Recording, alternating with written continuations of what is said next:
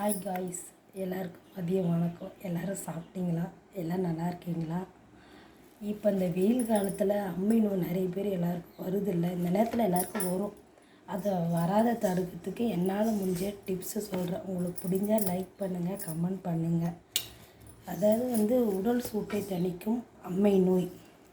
உடல் சூட்டை தணிக்கும் அம்மை நோய் வராத தடுப்பது எப்படி? அதாவது உடல் சூட்டை தணிப்பது அம்மை நோய் வராமல் தடுக்கும் வாரம். அதாவது வாரத்தில் 3 நாள் அதாவது வாரத்தில் 3 நாள் தலைக்கு வச்சு குளிங்க. வெறும் தண்ணீர் மட்டும் குடிக்காத எலுமிச்சை சாறு, அப்புறம் நன்னாரி போன்றவற்றெல்லாம் சேர்த்துக்கோங்க. டாக்டருடைய ஆலோசனையோடு இது டாக்டருடைய ஆலோசனையோடு நீங்கள் தாழம்பூ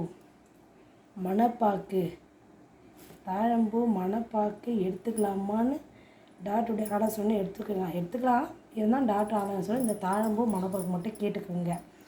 அப்புறம் குளிக்கிற நீரில் மஞ்சள், வேப்பிலை, மஞ்சள் போட்டு குளித்தா இன்னும் இதமாக இருக்கும். இதுதான் எனக்கு தெரிஞ்ச டிப்ஸ். நல்லா இருந்தால் லைக் பண்ணுங்கள், கமெண்ட் பண்ணுங்கள். Bye guys.